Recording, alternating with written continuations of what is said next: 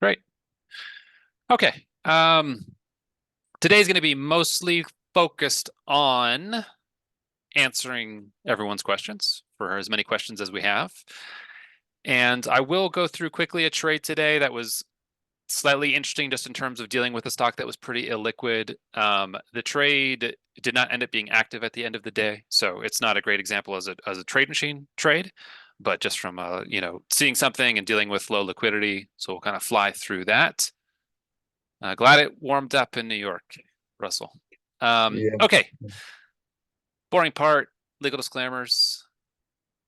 This is not a solicitation to buy or sell any security ever. This is not advice. You should read the characteristics and risks of standardized options. The results here are provided for general information purposes as a convenience to the viewers.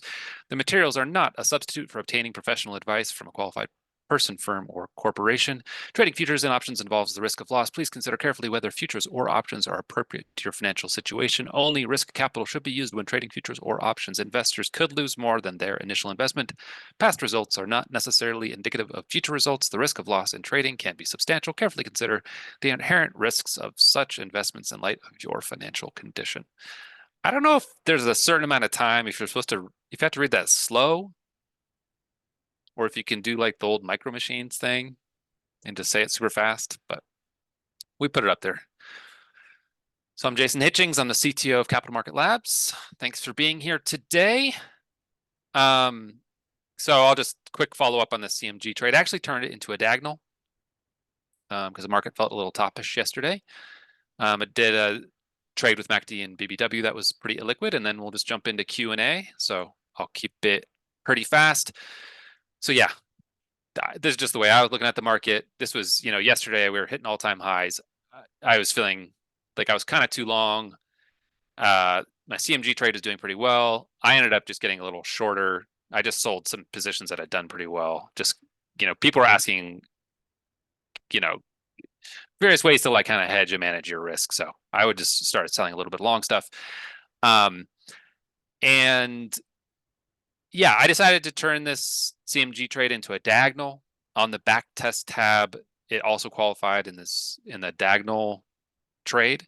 I liked the return characteristics on the CMG naked option better, but it went up respectably. I think it was up 25% or something. And I wanted to honor the back test, but I just kind of felt like it had a decent chance of losing some value. So I could have just sold it and taken 25% gain. I decided to sell a near term further out of the money call on it. So I ended up selling this Feb 2nd, 2390. So I essentially moved from one trade in the today tab into another one that triggered on the same day.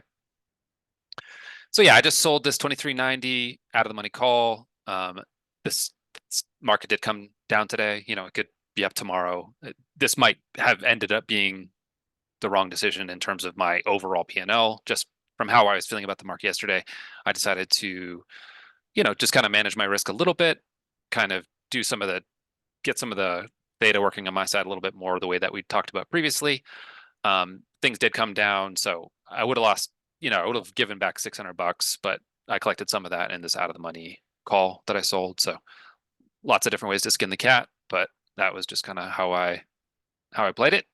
If it, I might carry this through all the way until this thing expires, or I might just kind of convert back into the other trade if it loses most of its value. So we'll just see how that plays out. I saw this BBY trade today. BBW, not Best Buy. It was relatively illiquid. I like this number. 800 sounds impressive, but I started playing around with it a little bit. And what I did is to see how the liquidity was, to see if the width of the market was making a huge difference, as I switched from the mid-market price that is the default, and I switched it to a market price to see how that would do. That slide's coming up, and it did terribly at the market price. So I'll show that in just a second here. Yeah, so this I'll go back to that slide. That slide's out of order. Sorry about that. So the market price here when I switched to market price, it was down 2% as a whole if I just placed the trade on the on the bid and the ask. So getting into this, I knew going in that if I can't get a good fill on my first leg, which I start with my long legs when I do these kind of trades. It's better for your risk and buying power and all that kind of stuff. So I was gonna buy the back month 60-day 50 delta call first, but if I couldn't get a good fill on that, then I would just walk away from the trade altogether. So then after that, I said, okay, well, how has MACD done? How has this strategy done over the last 3 years in S&P 500? So I just was curious. So I ran that portfolio back test against the S&P 500, and I was happy with what I saw. So just on that back test tab, I just did the S&P 500 with that exact same share link and just let the whole thing run, and I had a 23% average return. So I was happy with that. So I figured I would just try to run this trade.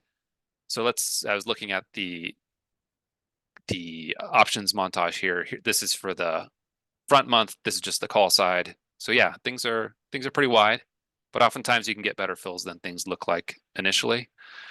So this strategy is the MACD strategy is long the 50 delta at the money 60-day call and short a 20 delta 30-day. So one question I had is like with the markets being illiquid the way they are, like this is the front month. Like if this is the closest to the 20 delta, like I don't know what my fill is going to be on this thing. So what happens if I leg in and I never get a good fill on the 20 delta? So what if I start with this at the money? So my question to the back tester was, hey, if I end up with just this 50 delta call, is that going to hurt me or not? And so I decided to just run that back test. And even at market price, even though these things are wide, the at the monies are generally the tightest. So it hurts you the least to be buying on the bid and the ask, buying and selling on the bid and ask. But I was surprised it did surprisingly well just buying a naked call. And so I felt okay to leg into it. So I started by buying I actually looked at halfway between, and the return goes up to 650 on these 4 trades. So then I clicked show options. It showed me the 2 options. So I'd get long the March 15 and short this and the 25 calls on the Feb. So this was the March expiry. I typically, many times when I am trying to buy something, I'll just go one step above the bid in terms of what I'm trying to buy at. So I'll try to be the best bid. I'm not trying to get filled instantly. I'm just trying to see if there's someone waiting to trade or an algorithm waiting to trade. So I put this order in. I actually had it at 133, but these are nickel wide. These aren't traded in pennies, so that there could be hidden liquidity. I put it in there for a second, but it just sat there and it didn't even change the markets because they're nickel wide. So I went up to 135, which is be the next increment where it would actually print in the montage. So I replaced that. Waited a little bit, still didn't get filled. It did show the bid as 135, so I could see that my trade was in there. When I went up to 140 and actually got filled at 136. So kind of that hidden liquidity in the market, because brokerages, they will send order flow. They'll give people a first look at the orders along the way, and as long as they can improve upon your price, they'll happily give it to any of those people. And sometimes people talk about this being like a dark and nefarious thing, but it's not so bad. There's kind of like hidden liquidity, secret order flow stuff happens, but it's like if there's some hedge fund or prop shop out there that is willing to give you a better price and they don't want to post, they're not just going to wait out in the market and show what their price is, because is communicating what their volatility assumptions are and other things. They'd rather wait in the sidelines and try to fill things that way. So I got filled nicely on this one. And so it actually showed an immediate profit because I actually got filled better than the midpoint because I was the best bid for a while to buy a 10 lot getting into this. Once my bid went away, it jumped back down, and that 136 was below the new midpoint. So it's not a real profit until I could sell it, but it showed a slight profit. So then I said, okay, well, let's see if I can get into this trade. It's 0 at 20 cents, for this is the short leg for the Februaries. So I tried, um, I is mentally, I said, I'm not going to do it for a nickel. So if I can't get, $100 on this for the credit, then I'm not going to bother. But I started trying to place it at 15 cents and nothing happened. So then I just bumped down to 10 cents and I got filled at uh, at 10 cents. And then I think, I don't know, so it went nickel bid or something. But anyway, it showed, or maybe then I think the offer went down to 10 cents or something, but I was slightly above the midpoint. So basically, I ended up getting filled just by being a little bit patient, got filled, at least at mid market, maybe a little bit better. And so even just when I placed the trade initially, it was kind of like showing I had a little, more or less non-existent profit, but I know it didn't hurt me putting on this trade. So this is a trade that did over the course of the day become inactive. So this is it was, I'm fine to be in this trade. I don't care. I might get out of it sooner because it didn't stay active. So if I have a slight profit tomorrow, I'll probably just exit it. The main reason I got into this was just to kind of, show a MACD trade and show some different ways to kind of slowly leg into this thing. And as I typically do, I did add a calendar alert for the front month just to tell myself to get out of this thing on this date. That's the way I set the reminder for myself to close that trade. So yeah, that was just kind of a quick example for some people that are a little bit newer. I know a lot of you guys are super experienced, and this is all old hat, but just wanted to show a few examples along the way. Now we're happy to take any questions. Can I ask two quick questions about that trade? Yeah. The short option is only bringing in, at best, it was only going to bring in 20 ticks or 20 cents. When I see that in a spread order, that's not enough for me to have as the short leg. But do you think that it's enough? Well, for this particular trade, I do because I mean, for me personally, just my own, personal trading Yeah, desires. yeah, Because yeah.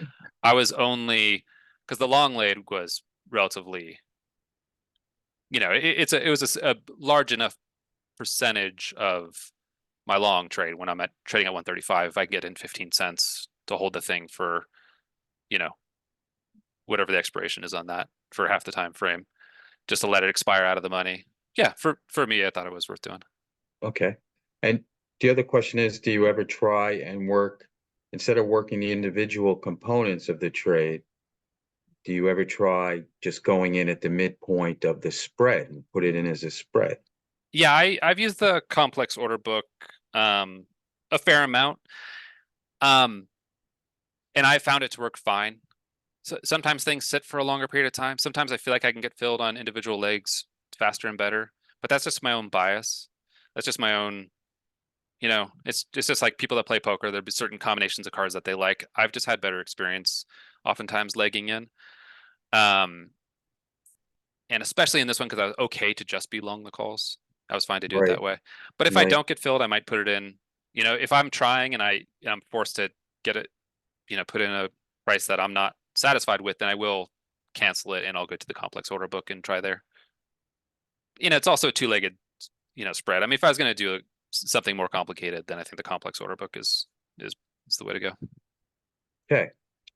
In chat, when you place orders, is it usually 1 to 2 contracts or more? I thought you were doing 10 That was contracts a for 10 that. lot in that particular one. In the Chipotle trade, it was a one lot because yeah, they were Yeah. 50 Yeah. dollar at the Yeah. monies.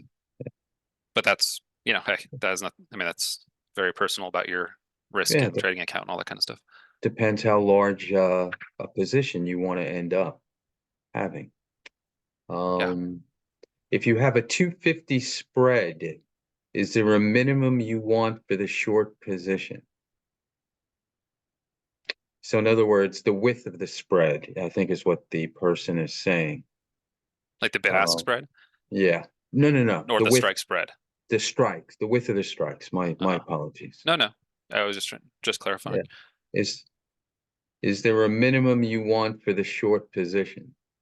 I think, yeah, The width width of of the the strike. strikes. Yeah. Well, to me, it's much more about, I mean, that this, yeah, the strikes are a big part of it in terms of where your losses and all that kind of stuff, and where in this case, where your max return would be capped.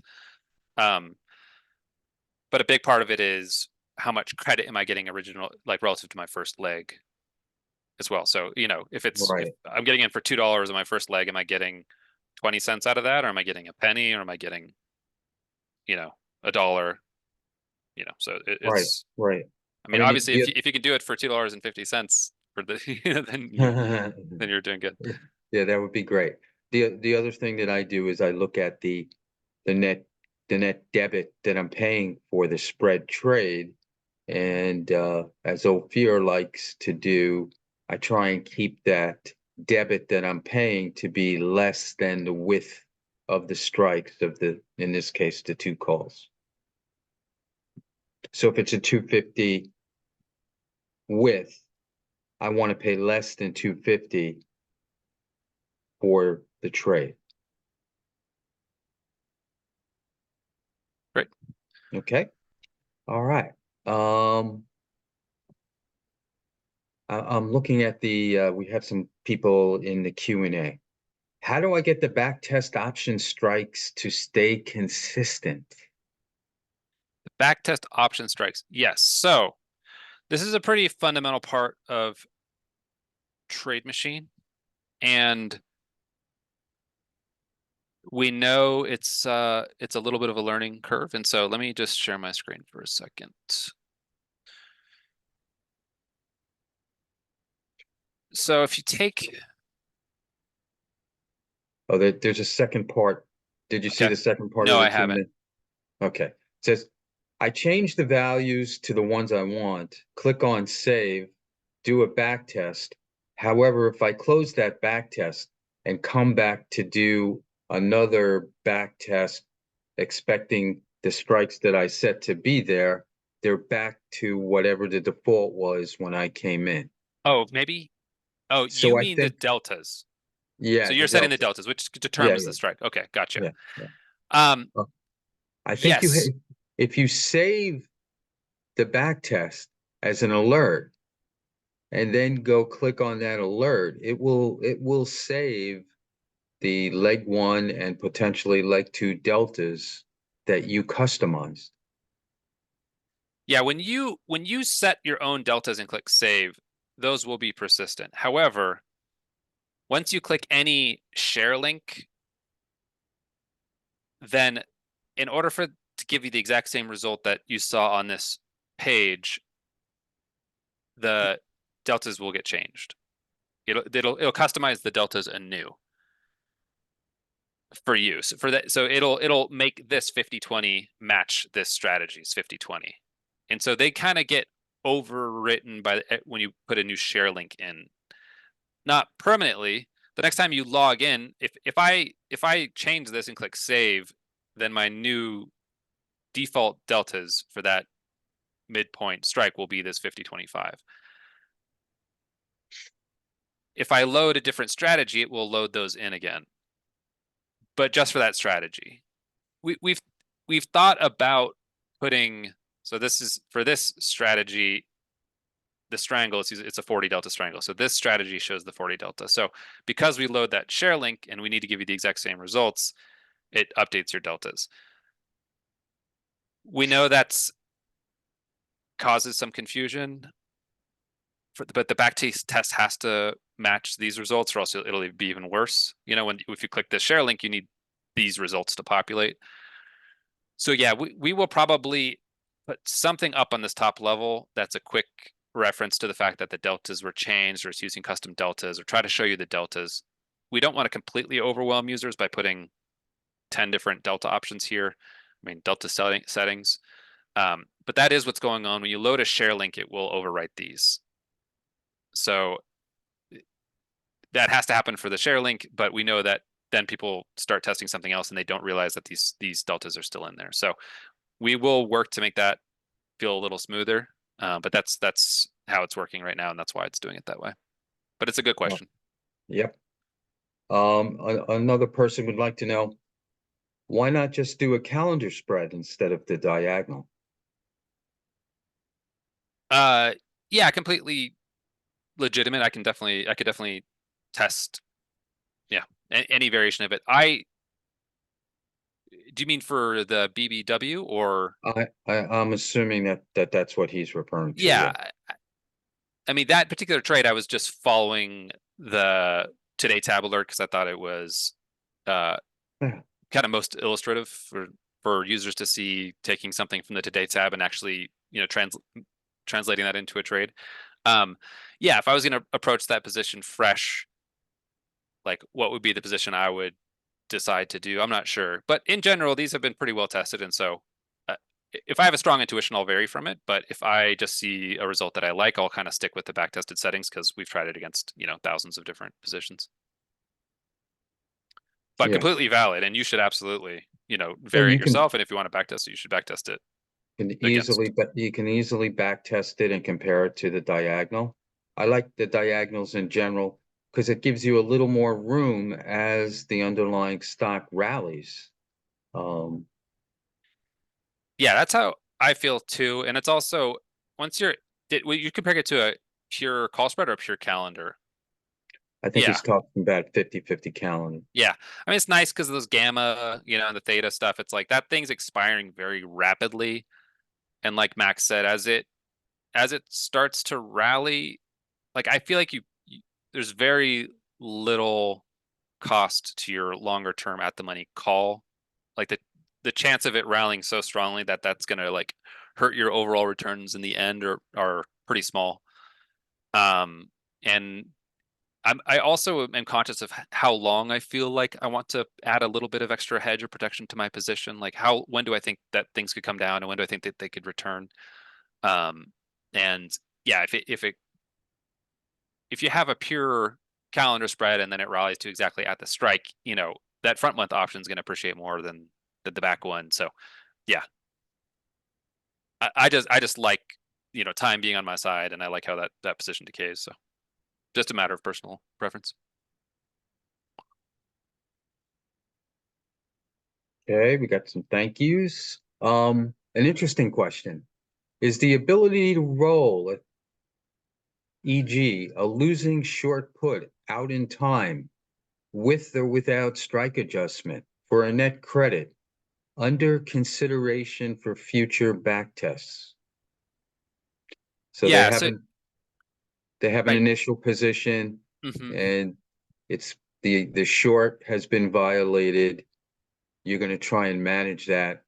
They want to know if it's back testable and if that's going to be a back testable capability in the future. Yeah. So some, I'm just entering some kind of random things in here, but um, yeah. So you have some position, and if you're talking about based on the kind of P and L of 30 contracts. That's an interesting one. Um, Based on the P and L of that position, you might want to roll a piece of it or not, based on how it's performing. Yeah, I think that's definitely like of interest. I think that's the way a lot of people trade in the real world, is that they are trying to, manipulate the position over time to kind of get it to be a winner. Um, Yeah, the only thing that we have that's at all in that direction is the kind of dollar cost averaging. But, we could definitely start looking at P&L and have positions trigger or parts of positions trigger based on that. I mean, obviously we have like stops and limits on the position size overall. Um, so yeah, I don't think it's a huge stretch to say that, in the not too distant future, we might have the ability to say, hey, if I'm down X% roll, like close all legs at the front month, or have a couple different options here to say, roll if up X%, roll if down X%. I think it's a good request, and I think that it should be doable. Uh, Definitely email support and go to community and get people to jump in on community and tell them to email support or just create a conversation in community. And as those things propagate to the top, we build them out. Um, Another one that we're pretty interested in is kind of some kind of stock pair trading or being able to look at the SPY performance. Whether it's moving averages on the SPY or something else when you're not in the SPY to kind of look at the market performance as a whole. Um, like when the market's at all-time highs, or if it's rallied more than X%, or if the RSI on the S&P 500 or the SPY is above 70, maybe I want to not enter my long position, or I do, or whatever. So having a little bit of influence across by looking at the market is another thing that we're looking at. Cool. All right. I've been trading strategies like fade to dip, long technical strangle. Those are two different strategies. These do not have a percentage loss stop. I've barely been keeping my head above water with the oversized loss to gain ratio. Any tips to improve upon this? My attempts to add a percent stop loss into the back test generally end up worse. Yeah, So go ahead. I, yeah, no, you go ahead, Max. All right. For fade to dip, um, when your short strike is approached or violated, you want to stay in the trade and not take that loss at that time. You have to roll the short spread either, well, it's their puts. So you want to roll them down to lower deltas, the whole spread. You put this on for a credit. So you want to roll it down and or roll it out to a later expiration. Those are your basic two choices. It's a manual process. You can't really back test it right now, as we were just talking about on a previous question. But that's what I would do on fade to dip. If you believe this is just the stock has come off, then it's just a temporary thing and it's going to reverse and go back up. And you don't want to just take the loss. You roll down if there's a lot of time left in the expiration, the option expiration. Use that credit that you took in at the beginning of the trade, hopefully not all of it, to move out of harm's way, or you roll the short put spread out. Now, long technical strangle, it's another story. If most of the time, and the default is using the 40 delta call and the 40 delta put, you're going to be long those at the start of the trade. You're not going to have anything against those two long options, one call and one put. So getting into the trade, even though it's not a requirement, what I like to do is look at the implied volatility of these options and see for this option expiration what the IV rank and the IV percentile look like to see if they're less than, in the case of IV rank, I'd like it to be less than 30 when I'm buying options. And for IV percentile, I like it to be less than 40. Um, my my trading software has those current statistics. I know others do as well. If those numbers are too high, even though the back test may show a positive result, because we can't currently back test with setting an IB rank level or IB percentile level, I will skip the trade. But once you're in the trade, your long options, if that stock just sits there and doesn't move, your option decay is just going to eat away, and you have to decide to a reasonable amount that you're going to take as a loss before you close and decide if you still want to be in a long technical strangle and maybe reposition in a later expiration. Jason, you want to add anything? No, I think that's good. Yeah, I think with like the technical strangle, we found the same thing that stop losses weren't helping the overall performance of it. I think the limit is set pretty tight at like 20%. Right. So I think the goal of that strategy is just to catch some vibration, some movement in that stock going up and down, some volatility, and then exit. Yeah. And try to have a high percentage of the time that you're able to exit with a 20% gain.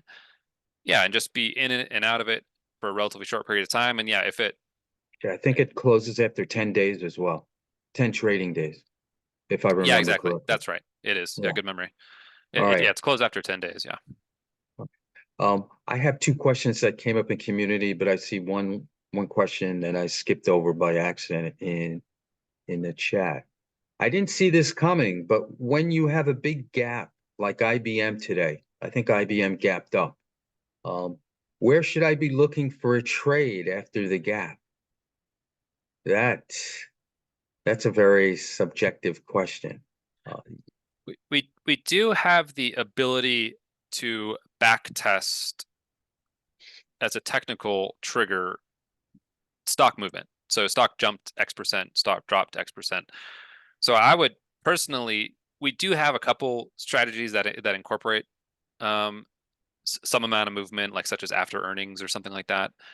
Um, but yeah, I would backtest against the S&P 500 a large move, and then see how those have done over time. There's not a pre-built like gapped up, gap down kind of strategy, yeah, um, yeah, yeah. but I hear that's you. absolutely something to backtest. Yeah, but I think first you have to decide, well, is that do I think that's bullish or do I think that's an exhaustion gap and I should be looking for a a reversal trade. But you can back test both of them based on a percentage move in the stock. The other thing I've seen some people do is they'll look at the RSI. So in this case for IBM, it was a big move up. If the RSI 14 or the RSI 20, whichever one you like better to use, went above 70, you can back test for that, a bullish trade and a bearish trade, and see what the back test tells you about which one was successful or more successful. All right. The two questions that came up in community. One is about, and we visited this before, there's an alert on the Today tab, but by the end of the day, it's not holding, so it's not a valid alert. But that alert still stays there for that day, yesterday, and 2 days before. It's still sitting on the Today tab. I'm wondering when we have this next version of TradeMachine with the information about whether the um, alert was valid at the end of that day when it was a today, are we still going to leave ones that aren't valid at the end of the day on the Today tab for the 3 days or not? Yeah, I think I think it would be an improvement on the software to remove them even intraday, and I think we can do that. We might put a flag if it's same day saying like inactive or currently inactive, and then if they're like you said, if they're inactive as of the end of the day, then we don't show them in the history. Yeah, I think Okay. that would be a good improvement. We All just right. recently started showing the history, but yeah, that would be a definite improvement. Okay. And then the last one, um, in ProScan, give me 20 seconds on the results come up almost instantaneously, but that's because the results in ProScan are not being generated in real time. It's more of a batch operation that you do every X days. I mean, how, you describe it. Yeah, yeah, we ProScan are the strategies that we've identified, and we back test them with our own settings ahead of time, and we just save the results to the database so that we can quickly scan, filter, sort, etc. So it's a great starting place if like you want to see if you like a strategy and want to see what tickers it's worked best in, or you want to a ticker you want to trade and you want to say, okay, what are the best ways to trade it? Like if you feel good about you read some news about a certain stock that has good battery technology or something like that, and you want to get long, and you can look at what strategies have performed best in it by that ticker. Yeah, and it's rather than spending 20 minutes playing around at the back tester to develop your own strategy, you can quickly look at 30 different strategies and see which one has worked best. Right. Then feel free to go from there and then test and play and adjust. But it's a bunch of pre-run back tests which are come up instantaneously. Yeah. So this specific example, and I'm watching the chat. I don't see any other questions and no questions in Q&A, was for stock ABT, um, which had a 14-day pre-earnings long call diagonal alert on January 10. Um, and it held the end of the day, and it was with AI for completeness. Um, and it was closed on January 19th. And you see all that in the back test, but it didn't hit the pro scan when you search for that strategy and ABT. So is there, what would you say would be what's realistic time frame for a trade to be in both the pro scan and the back tester? Well, so for things to go in pro scan, so we're scanning tons and tons and tons of strategies constantly. The today tab strategies we're trying to scan every 24 to 48 hours to keep them very current. And then when we test the alert, we also check to make sure they qualify in various respects. But we're trying to get the most current ones possible at that point. Other strategies are more like once a week generally, but there has to be a lot of um, characteristics that qualify.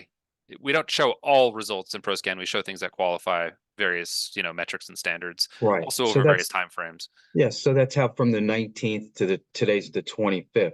It's possible that something hasn't hit the pro scanner yet as a result to be displayed for this one specific strategy. But if you bring it to the back tester and you make sure that the end date is the current date, you will see every trade that has hit. Yeah, exactly. So let's just Uh, imagine it's fade the dip or whatever the strategy was. If you click on it from the pro scan and you don't see the most recent trade, then just like Max is saying, just click the 3-year button, click any of the buttons at the top, and it'll bring the date up to the current date, and then you'll see the performance. That's up to date. in back test. Yeah, exactly in the backtester. But when you click on the link from the pro scan, it'll open a backtest with Right, that, and then you right. just update the end date.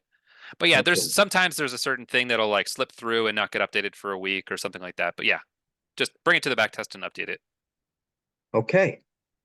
I do not see any other questions. Great.